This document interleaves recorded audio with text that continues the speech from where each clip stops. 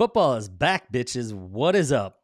We are back from Ohio and the Expo, man. Pat, what is up, brother? I am Matt Dennis. You can follow me at Fantasy Matt EFN. Welcome to Elite Fantasy Nation podcast. As always, I'm your host. Followed my boy, Pat Wendelken, who's that way. You can follow Pat at CityStars136. Dude, Expo. I know. Big time. Finally, let's address this. We finally get to meet each other in person after all these years of being in leagues and potting and all the other good stuff. So, and we talked great about to meet you. Yeah, we talked about it on the All In podcast that we do in South Harmon. I definitely did a double take when I saw you. You're taller than I thought. You said you were tall, but you're taller than I thought. You also remind me of my cousin, Gene. So shout out, Gene. What up, Gene? And I kind of, when you first introduced yourself, first off, I was in a live draft, in-person live draft, and you kind of came up behind me and tapped me on the back. And I was like, oh, shit. And then I looked at you, and then I turned back, and I looked at you again, and I was like, what the fuck? But I told you that before, like, just in general, like, you look like my cousin Gene. So when I saw you in person, because he's tall, too. So then it was like, I kept doing a double whammy. I kept going like, this is so fucking weird. So weird. Bizarro world for you, buddy. Yes, sir. So back from the Expo, man. What was your overall thoughts? Let's kind of jump into your initial thoughts, man. And then we'll talk about what we're gonna do today. I want to say it was awesome, dude. To be honest with you, met a lot of really cool people. Met you, dude.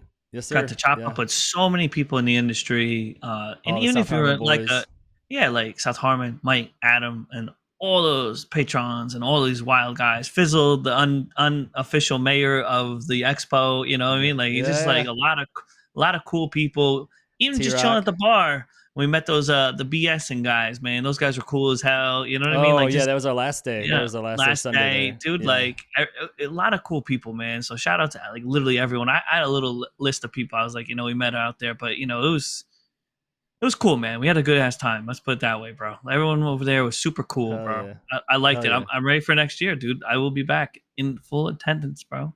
Yeah, my second year there, Pat's first. So we went. Didn't stay at the South Harmon school, the shit school this time.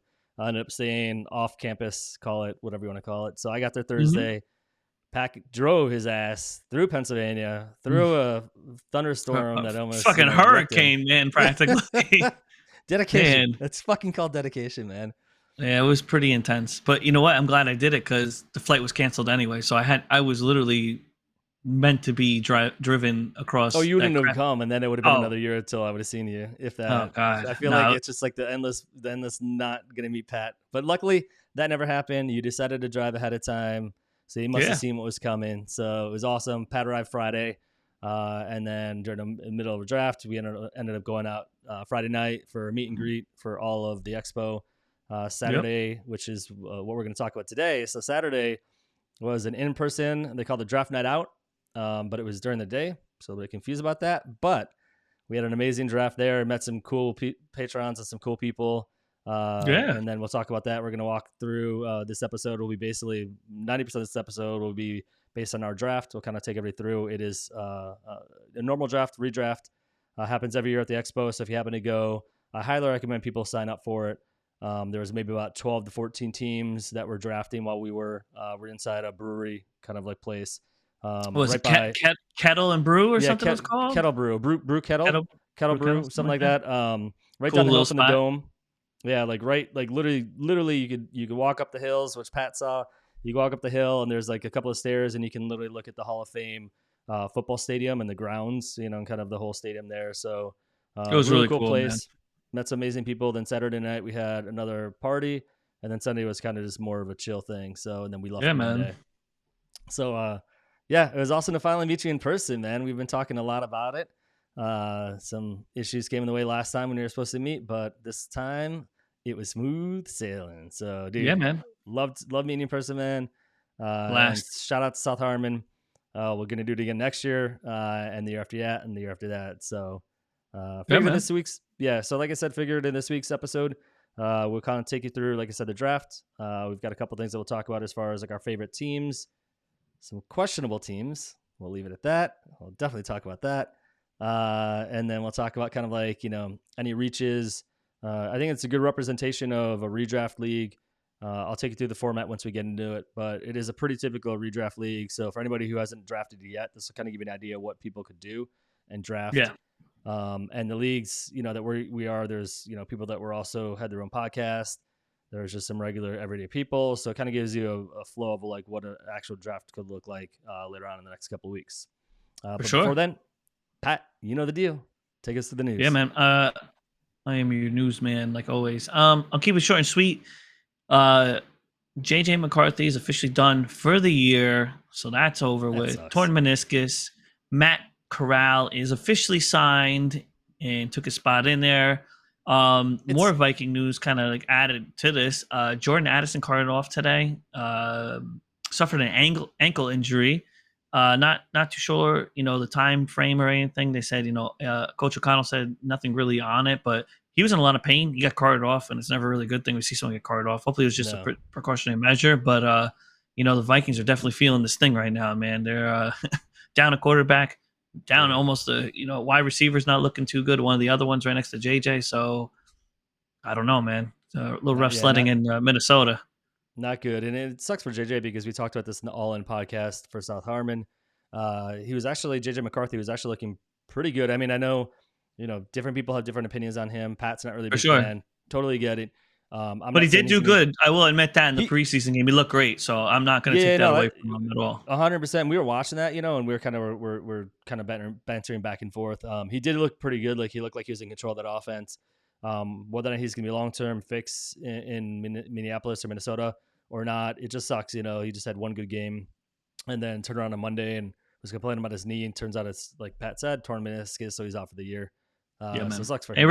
And he had the surgery, I think, already. They said too. So he's on the mend. If you really want to look at it, the positive side, half full, I guess. Half full, I like it. I like half full shit. Let's go. Yeah, man. The other news. This time it's versus the Vikings, but not due to the Vikings. But Amari Cooper left practice, unspecified injury. Supposedly he caught the ball from Deshaun Watson, planted his foot, cut on the grass, and like he was in a lot of pain. They said he was yelling at the practice. He stayed in a little longer for a few plays, and then he walked off with a trainer back to the facility to get it checked out. So keep an eye on that because that's their number one. So big fantasy implications also onto that one. So 100%. That's it, man. Super easy kind of news. Not like it's ever, for some reason, the news is always bad news. So if there's no good, you know what I mean? Like there's nothing ever positive I can really say anymore. Well, especially now. I mean, it's that time of year. Yeah, where it's preseason. Preseason games and everything. Preseason game, you get training camp. There's usually a lot of injuries that pop up, as we know. If you've been doing fantasy football for a while, this is nothing new. Which is why we always say you should be drafting at the end of August at the very earliest, if not right before the season kicks off. That way you have a better idea of who's injured, who's not, who's replacing somebody if they're injured, what the depth chart will truly look like before the season starts. So if you've already drafted and you have some of these players, sorry to hear that, man. But tell your we drafted one. We did. But you had no choice because the whole thing is to draft in person, and that's what happens always the weekend after Hall of Fame game. So, so we're there. Anything else, man? Before we jump in? No, man. Like I said, before we really get into the draft night out, I just wanted to shout out a couple people we met in the industry. Shit. So the BetR crew over there, man, they're cool as hell, bro. The ones that that's Jake Paul's people, for them, they were cool as hell. Yep. We played beer pong. We came back tremendously, but they still beat us. It is what it is. I'll see you next year. We'll get you back. Shout out to Faraz, Upper Hand Fantasy. Met him finally. Great dude, man. Another Jersey cat. Super informative guy, bro. Check him out. Another good guy. You met a lot of Jersey people, man. Let's just talk about that. Dude, for a second. Jersey. Like, every other person that you're talking to was New Jersey. I'm like Boston or somewhere like near you. East Coast was like heavily represented. Highly represented. Hell yeah. Well, that's pretty cool. Florida, all that good stuff. Then the other one, like we were saying, man, we met these guys at the bar. One of them is in our league. I don't remember his name, but shout out to Ryan, Joe, and Jake, the BSing Sports Podcast guys. Those guys are cool as hell. We're rooting them on. He had a big bet going on for the Broncos, so we're rooting for him the whole time. And he ended up being in this league also that we talking about our draft night out. The one guy that won the bet, he's in there. You got to find out which is actually his team too. Yeah, I go through it. I forgot, but super cool cats, man. It was a great time, man. Good, and I hope to see everyone back next year, dude. I think it's gonna be exciting. And like I said, shout out to Adam. Fizzle, Mike, bro, all classic cool dudes, man. T-Rock, Loved everything Corey. about it. Yeah, man, the food phenomenal. All of them, dude, man. Yeah. Maddie, Oh everybody, yeah, bro. Everyone was Matty Kiwoom. great group. Yeah, Matty Cool, Kiwoom is also in our cool as league hell, too, bro. man. That dude is fucking cool as hell. We talked about him, or talked to him, I should say. So Matty Kiwoom, if you're not familiar, he does his podcast with Cody Carpentier. Cody could not make the expo this year. I think some stuff came up where he just couldn't make it. Weather issues, I believe it was. Yeah, man. I think it was weather issue. I think you're right. So he initially was supposed to make it, could not. So Matty Kiwoom was there instead. Great dude, man. Love that dude. We talked to him about coming on the podcast. So I actually was thinking about that earlier today. I'm gonna have to text him, see if maybe next week he can jump on with us and maybe do some type of mock draft with us next week, the three of us. But Matty Kiwoom, shout out to you, man. Awesome to meet you in person. Good dude. So if you haven't checked out their podcast, definitely do so. Cody Carpentier and Matty Kiwoom. Yeah, man. Good boys. So good dudes. So everybody from South Harmon, man, is all legit. Everybody's got a great energy and great perspective, so we're very fortunate. It's like the fucking Avengers, dude. It's pretty fucking strong. That's really all I can tell you, man. You put everyone together, you're like, everybody's got their pretty own mean, thing. dude. Fucking mean. And Fizzle, man, we get you back on, bro. Love your sneaker collection, bro. I highly respect that, man. They were talking kicks. That's my man, dude. They were talking kicks. He definitely's got his sneaker kick kind of thing like you do. So you and him definitely like that over that. Yeah. It's all about it, bro. So let's get into this draft, bro. Let's switch into the draft. I'm switching. You can kind of see the board. Let me get Pat's head a little bit farther down. I got you. I'm moving a little bit. Pat is over City Stars. That is his position. There you go. I'm over Dynasty MD. That is me. So if you ever see City Stars 1023, that's Pat. If you're ever in a league with him, that is Pat. So say hi to him. Shout out Elite. And then you've got me. So Dynasty MD 6129. So kind of a real quick breakdown. Basic rule settings. It is a full PPR. It is a 6-point touchdown, 2-point interception, I believe, for quarterbacks. So it is 6 points for throwing passing touchdowns. So just to know that. It is a normal 1 QB league, kicker, defense, which you'll see on the board. And then other than that, the lineup goes 1 quarterback, 2 running backs, 2 wide receivers, 1 tight end, 2 flex spots, a kicker, and a defense. And like I said, we were in the Dan Marino League, so there's a bunch of different leagues. They kind of named them off after players. So anybody who's in the Dan Marino League, shout out to you guys. Everybody's really cool. Yeah. Wish we could have had a little more conversations. We were at the end of the table, so it's hard to kind of engage with people that were at the front of the table, close to the board. But if you've never done a live draft before, man, I highly recommend it. It's super fun, very engaging. The only 2 live drafts that I've ever done in my life have actually been, or 3, I should say. I did this same format last year. And then I've also done Scott Fishbowl live. So that was also with multiple different people drafting live, which is kind of chaotic at times. So had a killer time. Kicked off at like noon. But yeah, let's kind of walk through the teams, man. Best way to do this, we'll talk about we'll kind of go through the first like maybe 3 or 4 rounds of just the picks. You guys can look at the board as well. For anybody listening on audio, check out the YouTube channel. Just go to Elite Fantasy Nation on YouTube, and you should be able to find us. So you actually see the physical board for anybody in YouTube. I'll just kind of go left to right. So Pat was at the 5. I was at the 8. And Matty, who we mentioned before, Matty Kiwoom, he was at the 7. So as soon as he got the 7 spot, I was like, damn it, Matty, you and I are going to be just swiping each other left and right. And then you've got fucking City Stars a couple of seats ahead of us. So this is just going to be a disaster. So we knew it was going to be a little bit of a shit show. And it kind of worked out well. So let me, like I said, Pat, what we'll do is I'll go through the first 3 rounds. We'll do 3 rounds. That's cool. That's all we need. Yeah. Then what we'll do is I want to throw it to you. You take us through your team, what you drafted, why. I'll go through my team, and then we'll kind of go through the teams that we like the most, questionable teams, and kind of go from there. So at the 101, CMC went. He's typically everybody's 101 in a redraft in a normal format, even in a 1-point reception, just because he does get obviously catches on the backfield. And shout out to that dude, Tribe fan, man. He was cool as hell. He was there with his wife on their anniversary. Super cool guy, man. He sat right next to Maddie. He was right by us, so he was cool, man. Shout out. I forgot his name, man. He said hi to us as they were leaving that day on the expo on Sunday. They were watching our last episode or 2. So shout out Tribe fan. So yeah, CMC, no brainer. Second 102 is Tariq Hill. Bijan Robinson went 103, followed by Breece Hall, Jamar Chase, Justin Jefferson, CeeDee Lamb. Amon St. Brown was my pick. Chase was actually Pat's pick. And then you got Jahmyr Gibbs, AJ Brown, Garrett Wilson, Puka Nacua. So that is the first total round. Super solid classic Pretty first chalk. round. Only thing I'll pick out, CeeDee Lamb doesn't usually fall that far, and I was debating taking him, but you see the guy behind me in all the jerseys. I'm not going to go past him, dude. It's just like super disrespectful. So it was between Chase and Lamb, just so I can make that out. And I told Maddie I got to do it. He goes, I understand. And he goes, well, if he's there, I'm taking him. So as he proceeded, he took him. As he proceeds. And I didn't realize that Maddie was up right before me. I kind of forgot at this point, and CD was still on the board.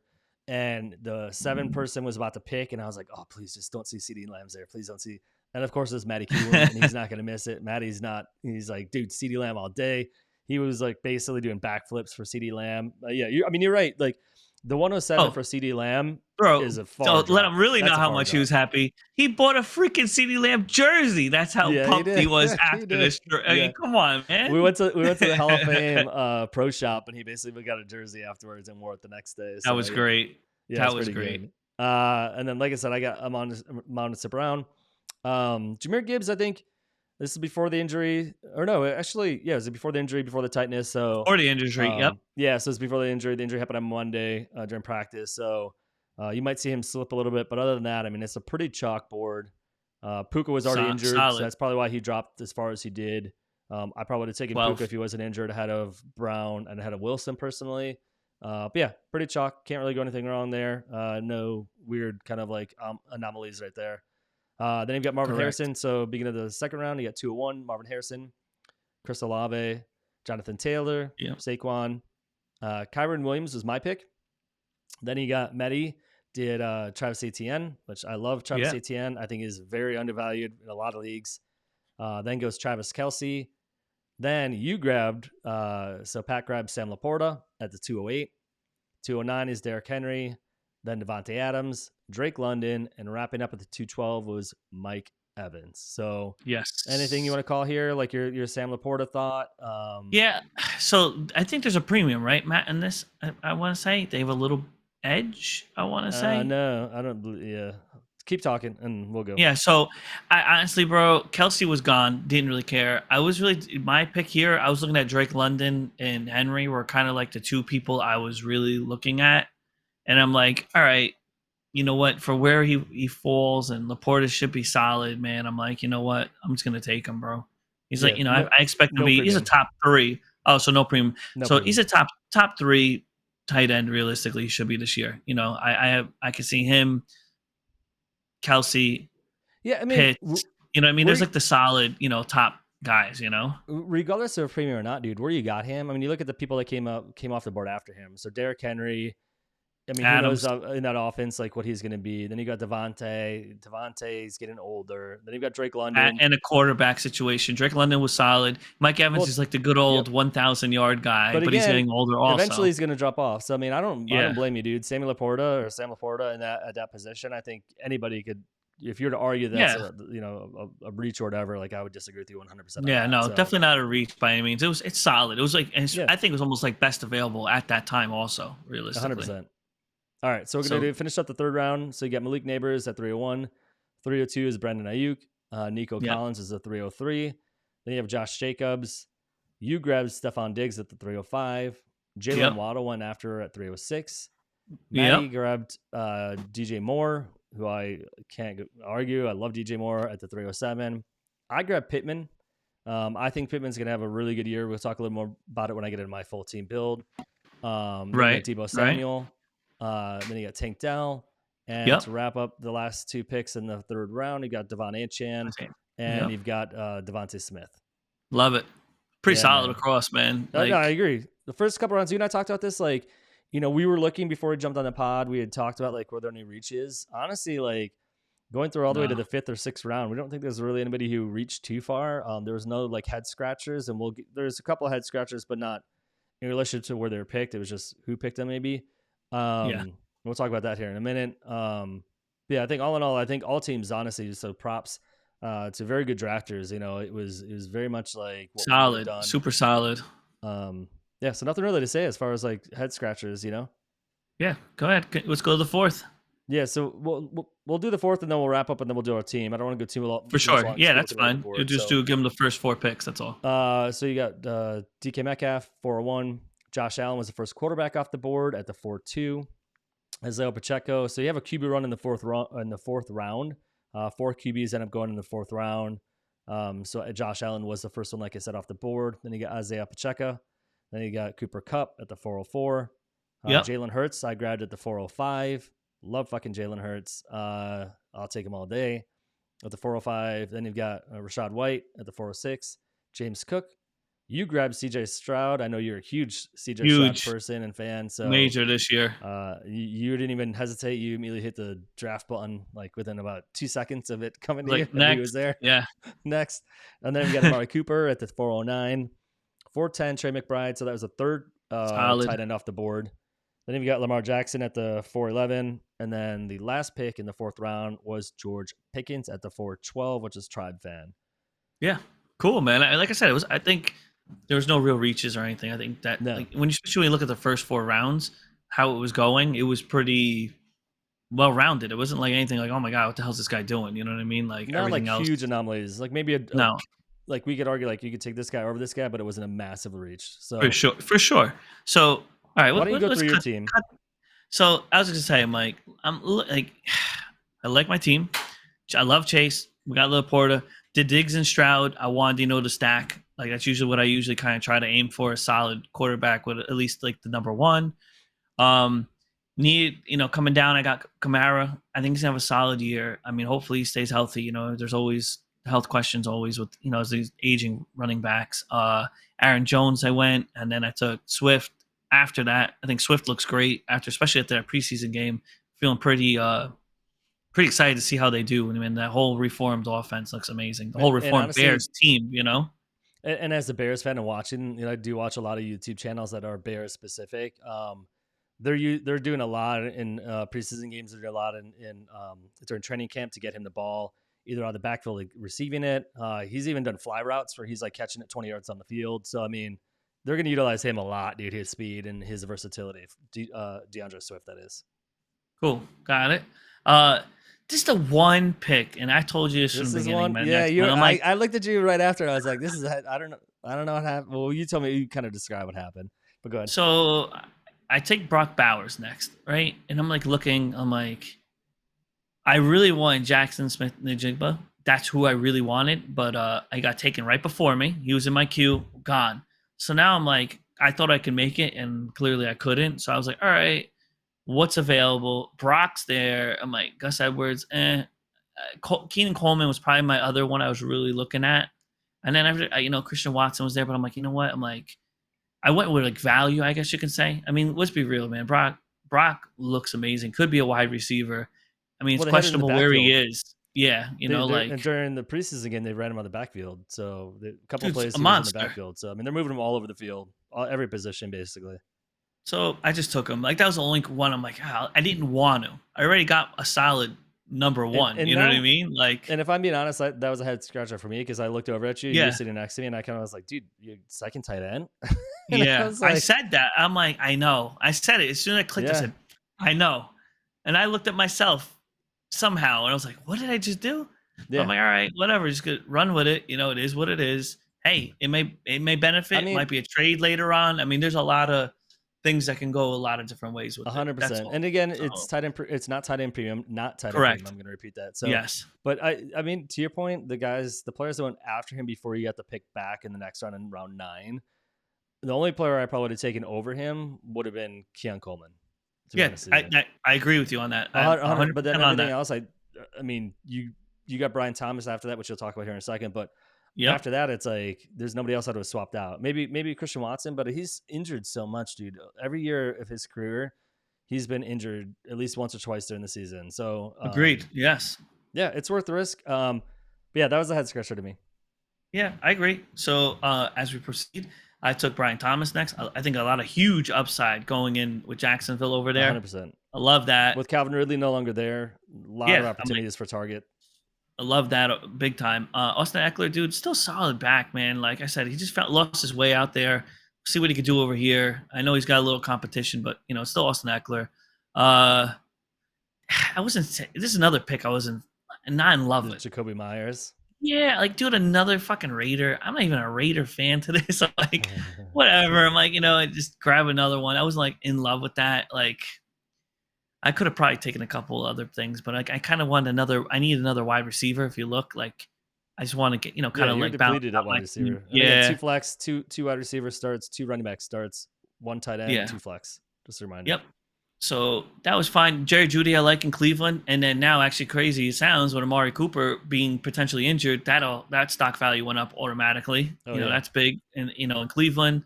Then I just took another quarterback just to have the bye week. Plus, I'm getting towards the end. I took Matthew Stafford. Then I took the Jets defense. I think they're going to be a top 3 solid defense. They have everything they can do. Then I took McPherson. Got to go with the Homer pick. My kicker. Love him. Money McPherson. Then this is where I loved my bottom 2 picks. Probably 2 of my favorite picks. Burton's an amazing pick. Bro, what? At the 16th, Jermaine Burton, bro, crazy upside with that. And the last but not least, man, I love him, bro. Ricky Parasol, bro. I think he has a lot. Especially, I think, like, with the Ayuk drama and potentially going to the Steelers or wherever it is, that will open the door for him. So that's my draft, man. And that's how I broke it down. Yeah, I mean, like I said, the only probably pick that I would challenge is the Bowers. Jacoby Myers, we got him in the 11th round. I mean, you can't go wrong there. I mean, it is Vegas and like who's throwing the ball, but it's still also like Jacoby Myers, and he's going to be doing well anyways. He did well last year. So, and then the bottom 2 are probably my favorite 2 picks, Burton and Parasol. And those are 2 that, like, at that point is when I get to my team, I had to make the pick that I made before Burton. Otherwise, I would have taken Burton. I didn't have to, I guess you could say, but I chose to. And as soon as I did that, you took the 2 players who I was most looking forward to taking for my last pick. I was hoping one of them would fall to me, and you took both of them. So fuck you. That's all I gotta say. Bitch. Bam.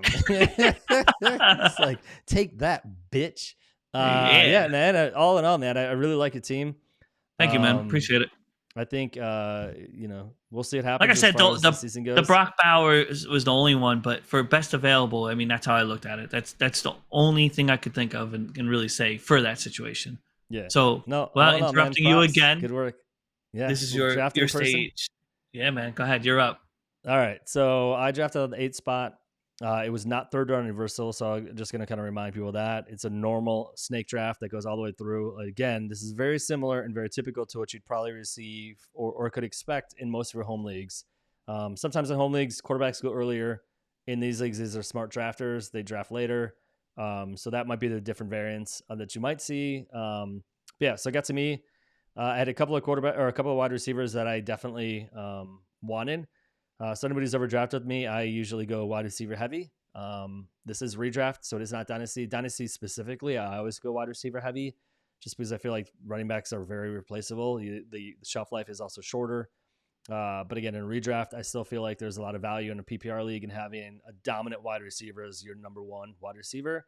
So I was hoping either CD would get to me. If CD wasn't, my backup was St. Brown. CD got taken by Maddie, so St. Brown it was. I hit a quick, accept or draft. So I'm very happy with St. Brown. I think I got him as a 5th wide receiver off the board. I think he could honestly be top 3. Jamar Chase and his contract situation, Jamar Jefferson, and what's going on with the quarterback situation there. CeeDee Lamb again with his contract situation. So you never really know. I mean, he could be the steal of the draft by the time we're done with it. As far as how late he went. Then coming back in the 2nd round. Kyren Williams is just sitting there and staring at me. Love him. There's a couple of the wide receivers, as we talked about, beyond Laporta. If I didn't go Kyren Williams, if he was already gone, I would have won Etienne. After that, both of them happened to be gone for some reason. I would have went tight end. I didn't like the wide receivers that were on the board after. At that point, Kyren was there, worth the risk for not a point that he could score. So I'm already loving my build with St. Brown and Kyren Williams. I'm like, Kyren Williams can be the number 1 running back. St. Brown could be top 3 right there. I'm like, fucking A, let's go. Good start. Then going back down to the 3rd round, so at the 308, Michael Pittman. I think he's got the ability to be a top 10 wide receiver in this league. He's shown it in spurts. If he could do it consistently, and as a quarterback who could get in the ball consistently, I think he could be amazing.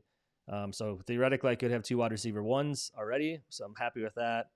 Come back in the 4th round, Jalen Hurts, nothing really to say there. Second quarterback off the board. It wasn't even a thought for me. Sometimes I go quarterback early. Sometimes I don't. I won't reach for a quarterback. Like, for example, I won't go for a quarterback in the 2nd round just because I feel like I want the guy. Like, I will never do that. But in the 4th round, I think it's worth jumping quarterback early. So I was the second one to do that.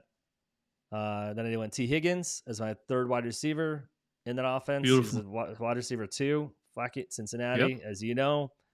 Take it all day. Came down to tight ends, and at this point, I was kind of starting to panic about tight ends.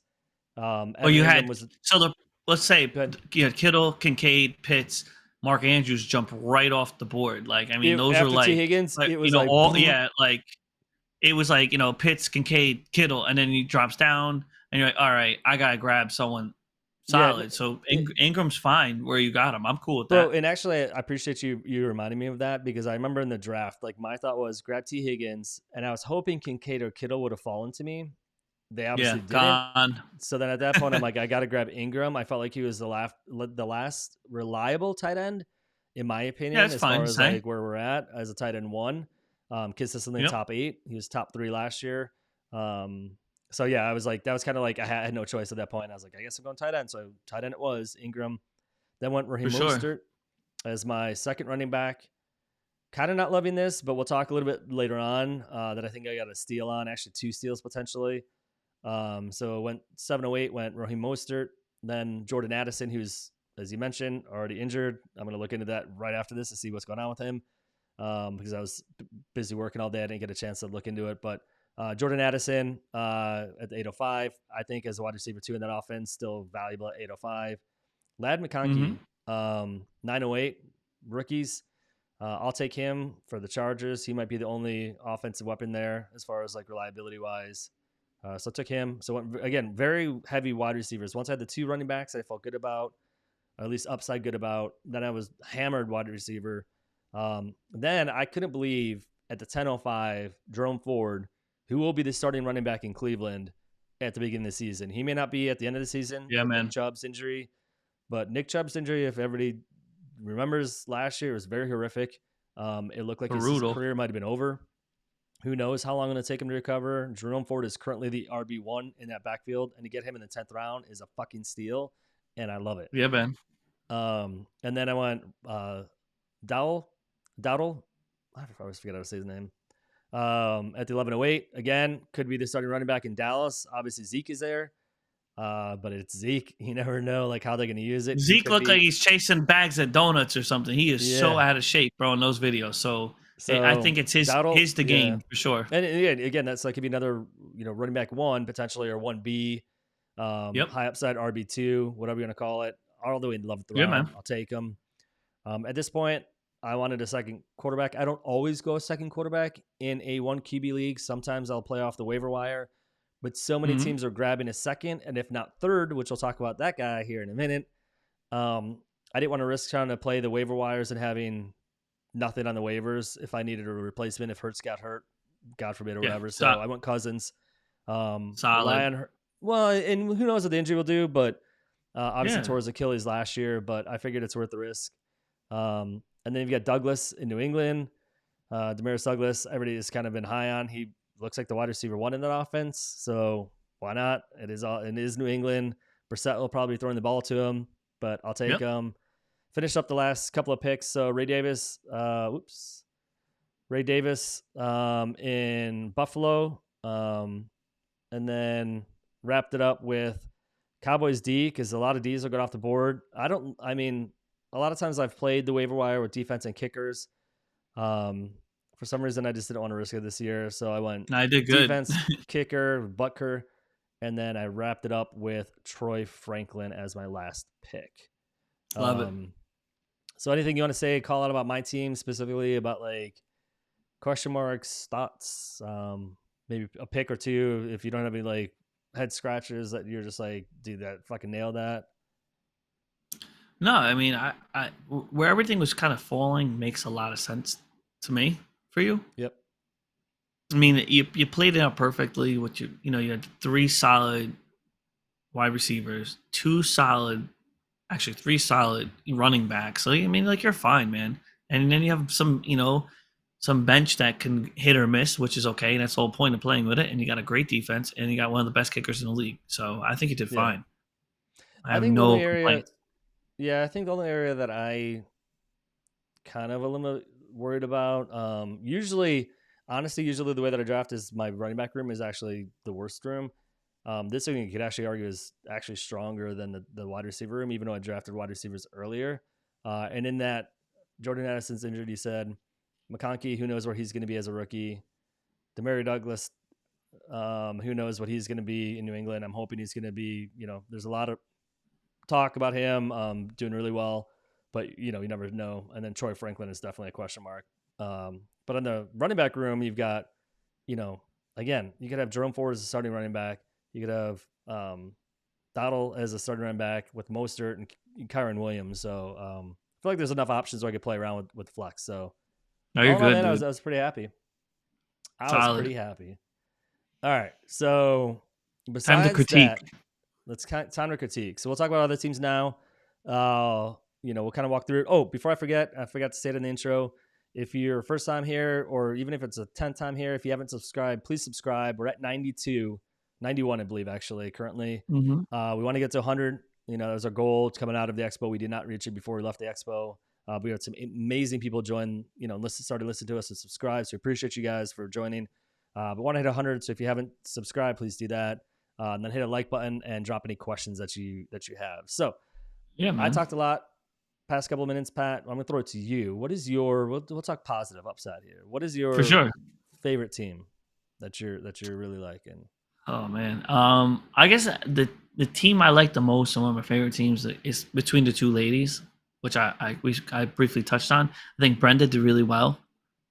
I love how her team looks, man. I think AJ Brown, Taylor, Tank Dell. I'm big on Houston this year, man. I'm like super that's the team. I think it's gonna be like Pacheco a super team going out there. Steal. Come on, Pacheco is solid. So her first 4 picks, you have 2 amazing running backs and 2 amazing wide receivers. So can't go wrong. Kincaid, solid in Buffalo, dude. Kyler Murray should have a great year with Harrison. I mean, I love it, man.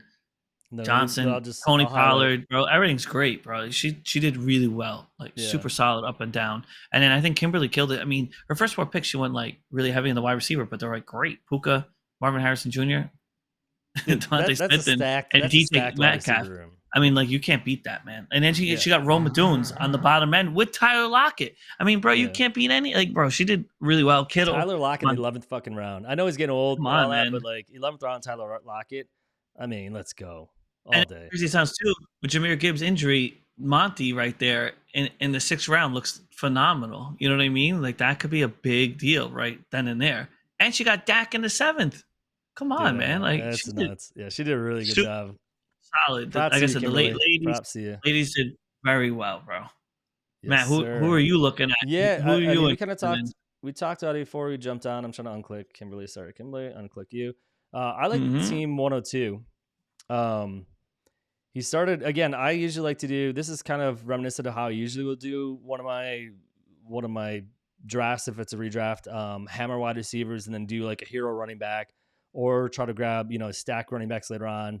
So I kind of walked through Tyreek Hill, Drake London, Brendan Ayuk, Lamar Jackson. Those are your first 4 fucking picks. I mean, again, similar to what you said about Kimberly.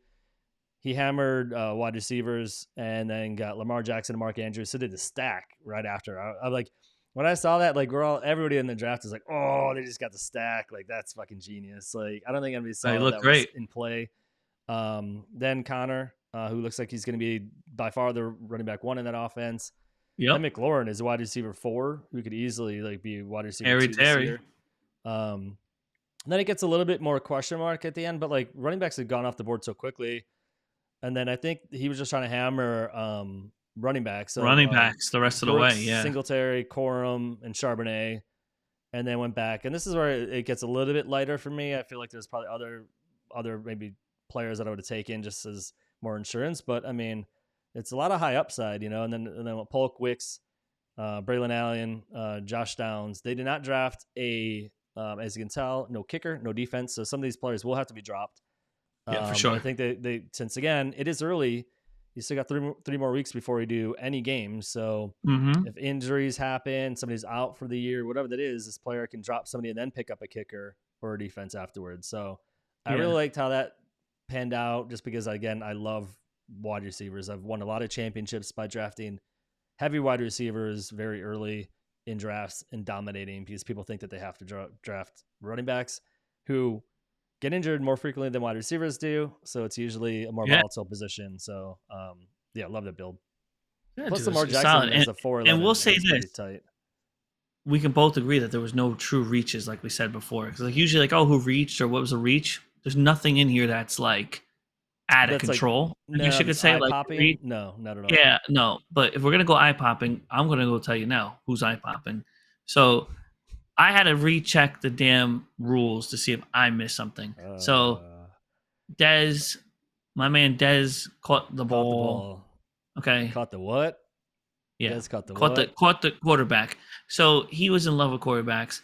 He went Allen in the 4th and came back the next pick and took Mahomes. So I was just like, I saw that and I was like, is this like a super flex? I'm like, did I really mean like, did I miss this? Because I'm like, damn, man, like, what is going on? Me and Maddie were just like looking at each other. We're like, no, it's not super flex. And I had to pull up the scoring system like right then and there. And I was like, did we all fucking I was like, it? what? No, yeah. So this is like the biggest surprise. I'll put him on here. If he reaches out, I will love to question like what was your train of thought. Because I'm like, bro, if you got Allen, absolutely didn't need Mahomes, which is fine. You could have a lot of great options. You know what I mean? You had a lot of holes to fill at that point. Yeah. So, not only two, but drafted then a third one. Drafted Trevor Lawrence all the way in the 12th round. So he has 3 quarterbacks. Yeah. And I will say this: he did do a trade with Matt. Yeah, Matty Kiwu. So Matty and him worked the deal out. The day later, at the ending the draft, like the closing night. So he has this reason why he calls caught these nuts. So he has CD Lamb now, and so basically he got CD Lamb and Caleb Williams. So he took another quarterback. Matty got Garrett Wilson and Allen in return. So I get it, but there's a little bit of a little head scratch. But hey, man, more power to him. I thought So to your point, he traded away one of the quarterbacks, but then he got another quarterback back, which again, like scratching our heads. It's like he still has 3 quarterbacks. Like like I talked to him one time. I was like, hey man, if you want, I'd take I said I'd take Caleb for something else because I don't really like my second. Stafford's not like my favorite pick, so I would keep him as another rookie fly for whatever. But I just question the 3 quarterbacks. That's really what it is, because he had a lot of holes to fill and he like missed out on some really solid positions he could have done. So I'm not picking on him. Everyone has their own reason, rhyme, and of course. Hey, look, if half the quarterbacks go down this year, this guy might be a fucking genius, and he has massive, like trade capital, I guess. Yeah, and I mean, maybe Dez, if you're listening, Dez caught the ball. Drop kind of your thoughts and like what you're doing in the comments below. Again, everybody's had their own reason for doing things. We figured very quickly that he's probably doing a QB hoard. And the redraft, which I've never really seen. So if he can execute it, I mean, that could be amazing. But could be. The fact that it was like Allen followed right by Mahomes, when there's other opportunities where it could have grabbed other, players in that position, was a little head scratcher. But I mean, teach your own. This is all for fun. There's like $30 to get in. Winner of all these leagues gets, it's like one champion or grand champion. Basically gets a ring, a trophy smack ring. So that's what you're playing for. It's not money, which is really cool. And then tell him your idea. You had a great idea, and you talked to the guy who was heading this up during that draft night. I was like, look, because there's like 20, there's like 20 different leagues. I think there's like I think it was like close to 12, which I hope it is. Was it 12? They should just have. I think it's close to it. I think it's like they should have a table of champions, so all the champions make the next league, like one league. So you'll have 12 of the champions from every table, the best of which the I think best. is a genius idea. So shout out to whoever it was over there at Kettle and Brew and whoever hosted this, bro. I talked to you. I know who you are. Hopefully you take my advice, because I think it'll be so badass to have like a champions table with all the rings. Badass next year. Hell yeah. So going back really quickly to Dez's team, the only thing that I would knock in the sense of like Jalen Warren as his RB2 is not, it's a backup running back. It's not the starting running back. Chase Brown, he might get lucky and Chase Brown could be the full on starter and he could have the second running back could be Chase Brown. But after that, it's all backups. None of these other running backs are anybody who's going to be vying for RB1 position. So correct. So we'll see what happens to be determined. Like I said, man, there's a lot of cool people we met, and like so what we were talking about earlier. I was gonna say, I think the biggest steals, I'm gonna give plural for mine, is round 7. Well, yeah, you and I talked about. Yep, you and I talked about this one. Dude, you got King Skippy nails it with Jordan Love with the big bad contract right there in the 7th, solid. Joe Burrow. This guy Sean, 709. Shout out to Sean for doing a great job throwing the stickers on the board because Sean was doing a great job. But Sean was doing all the work.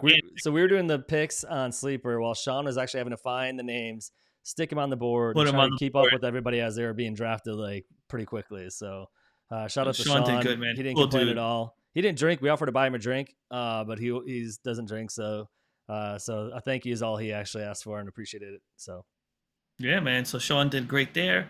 And then Kimberly, Dak Prescott in the 7th. After all that work with those wide receivers, she did a phenomenal job. So I think the 7th was like the steals of the quarterback because you got 3 amazingly good starters right there. Yeah, and can't go wrong. Honestly, from a tight end position, I think Njoku could actually be really good this year. So again, going back to the 7th round, I think that was a great pick at the 7th round. Matty got another one, dude. I the one person I wanted. But I wanted to like saddle up my like running back. So you know me, I'm big on Xavier Worthy. Yep. So Jay Krogan, like 336, man, like I love that pick. And he sniped me with the fucking Najigba. Like he twice in a row. I was like this. I'm like, oh my god. I'm like again, man. Like me and you. Well, Matty kept sniping me. He took the CeeDee Lamb, then he took DJ Moore, who I would have had a hard time if it was DJ Moore and Pittman. I would have a hard time figuring out the two of them. Then he took. Who was the other one that he took? Then he took, I think it was pretty much like it as far as the earlier rounds. Yeah, but he sniped in the beginning. Jalen Wright, he took later on, which I was like ready to take, and I was like, son of a bitch, dude. Yep. Really? Love that. That's what I'm saying. Like it was just there's a lot of good drafters, man. It was so shout out again to Dan Marino League. Dan Marino League did solid. A lot of really good people, a lot of cool people in there. Matt, we want you to pick who's your sleeper pick in this league. Who sleeper team is like a dark horse? Sleeper team? Yeah, sleeper. Yeah, like who are you picking that could be like, wow, this dude's team. Argue, I mean, we talked about this before we jumped on. I don't think there's any that's like a true sleeper in my opinion. You have yours, who you mentioned, but for sure. I kind of like, honestly, it's not really a sleeper though. See, like sleeper to me is somebody here just like, I love Matty. Matty drafts very much like I do. So for that reason, I'd pick probably Matty as far as kind of a sleeper. Okay. And then, dude, Tribe Fan. I mean, you can't. So Tribe's Fan was obviously the 101. Yeah, he was cool, position. Man. But then you got McCaffrey, Evans, Neighbors, Pickens, Christian Kirk, who, whatever. I mean, and then he got Zamir White in the 6th round. But that's great. That's another steal, really, too. Sleeper. Huh? Yeah, I like that. I didn't hear what you said.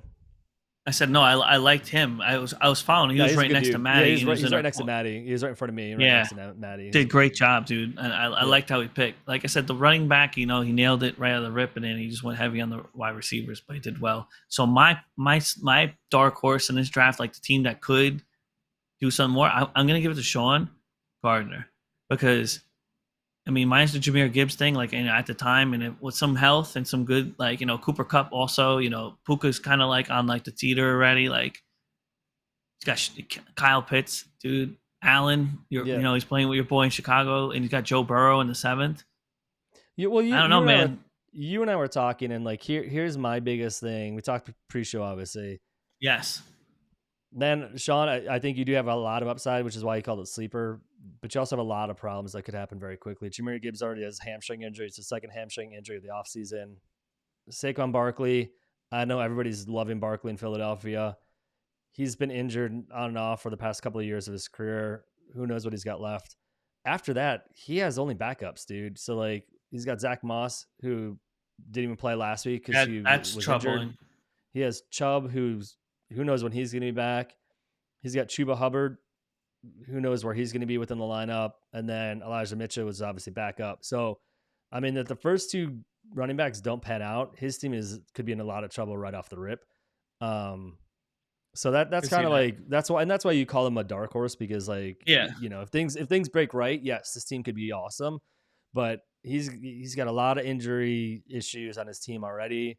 And then the rest of them are backups. So it could go sideways fairly quickly.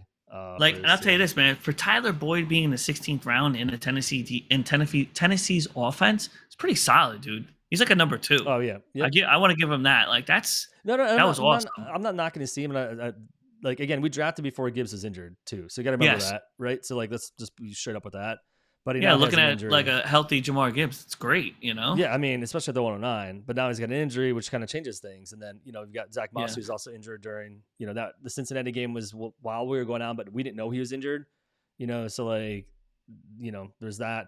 Pitts, I love Pitts. I think he could have a great year, but that's a risk. There's just I do love his team. I think it's a really good risk reward mixed with some good luck. And that's kind of like what he's going. And usually when I do risk, I like to balance it out with a little bit of knowns.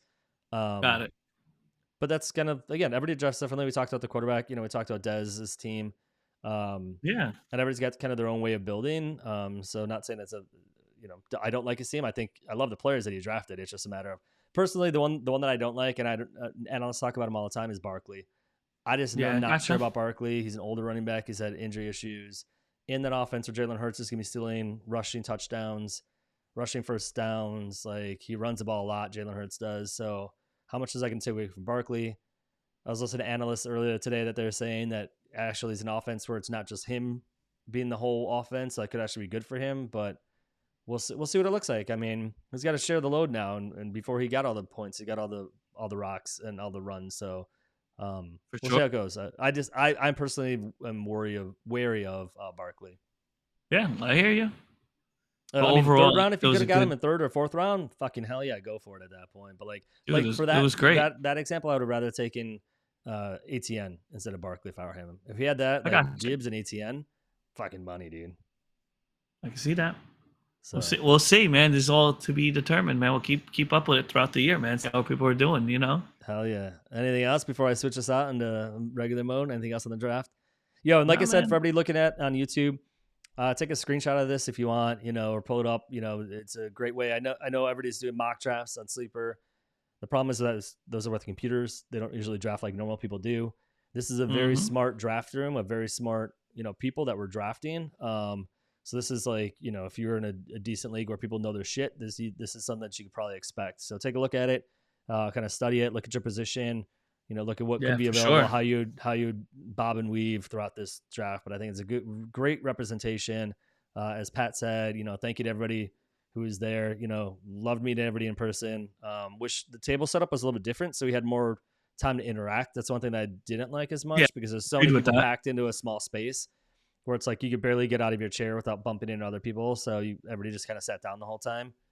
But other than that, or people that pull a chair out and clog the whole freaking hallway to go in and out. That fucking guy. There was a table that was blocking. There's a table that was a high table. Was it, like a 90%? It was like a vertical. It was kind of perpendicular to our table.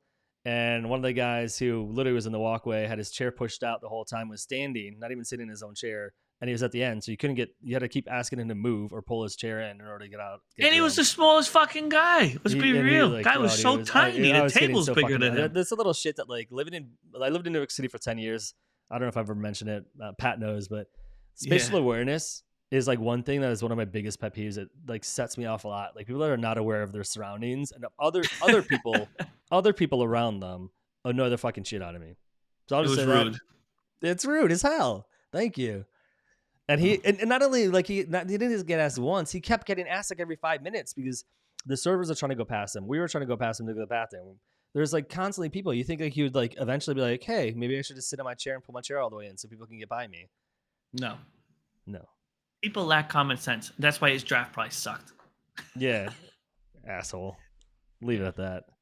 Anyway, that was awesome. All right, Pat. We finally got this out. Listen, you're a 1 week out already. Think about it. You were there this time last week. You were in the. I was, man. I was already drinking when I was at this point. I was already hey, let's fucking party. So I was prepping to go through a tsunaami, but life is good, man. Your wife was packing waters and man, she gave me a survival kit.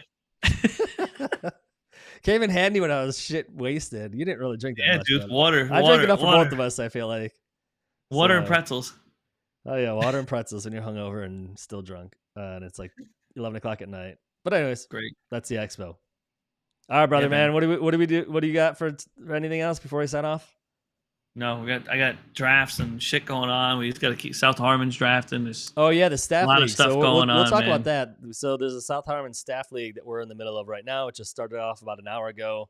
Pat and I are in it, and the loser has to do some. I don't know what's going to happen there. Has to do some dumb shit. So you did not want to come in last place. This is an 18 clock, by the way. If you want to do a live pick, go for it. Am I on? Yeah, you're on. Motherfucker. No, I got to look at this. I'm not doing it. All right. We're out of here. Dude, because I don't want to come in last place. If I come in last place, I got to do something fucking stupid next year at the expo, and I'm not doing it. Don't Matt's not showing up if he's in last place. What was that? You're not showing up if you come in last place. I'll have some illness. I'll be like, I'm sick. Can't do it. Bad weather. All right, let's get us out of here. Great to see you. Happy Friday, everyone. Comment, like, subscribe. All that good stuff. Do all this shit. Otherwise, I'm sitting pat after your ass. And until next time, peace. We're out. Deuces.